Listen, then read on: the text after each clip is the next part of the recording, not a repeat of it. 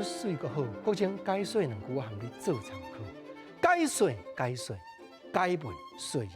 好朋友，失去自由的人，才会知影自由的可贵。国情今日要招你研究，鹿港一个文学家叶永贞先生伫日本时代，1938年写一首汉诗，叫做《生涯》。叶永贞先生讲起来是社会上大家真拥护的牛人，不过但外族的统治环境下底，伊心内什么款的心声呢？咱来听伊的诗句。诗句讲：生涯如此何堪恋，梦想定先起尽牛。无地可容人痛哭，有时思饮泪欢呼。河山行会随灵了，身世安危未可度。万事为民天派遣，得何独处请何度？鹿港的叶永贞先生去日本东京中大学读政治经济，倒转来到台湾，捌做过台湾文化协会林献堂先生的秘书，嘛捌做过台湾民报的记者。落尾伫咧战后，伊写一本《台湾近代民族运动史》。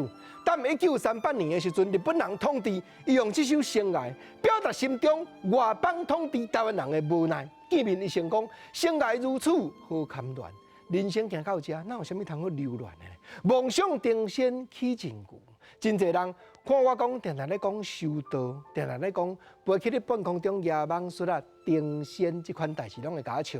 笑讲你见讲就讲迄个13天地外，我敢有影戆起尽牛？敢真正遐戆俗？原因是安怎样？原因就是无地可容人痛哭，有时思饮泪欢呼。这两句是世间的名句哦，是台湾汉诗足重要两句诗哦。伊讲谈外邦统治的环境下底。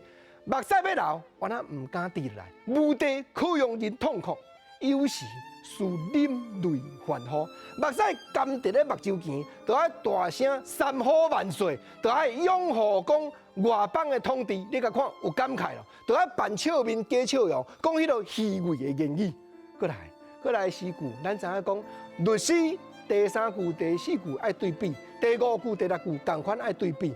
第5句咧讲河山行会随灵了，第6句咧讲身世安危未可度，就是讲大环境的变迁，到底人讲什么人要来换，什么人要来做王，这叫做河山行会随灵了想，无人有法度料想会到啦。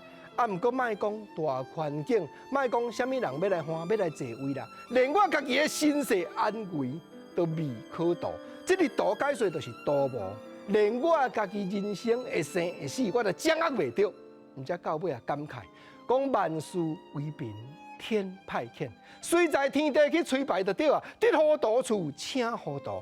叶永贞先生这首汉诗，这首生涯，用来讲是台湾汉诗历史上最有代表性一首的作品，正正表达出台湾人伫咧外邦统治环境下底失去自由，迄种无奈，迄种可怜的心声啦。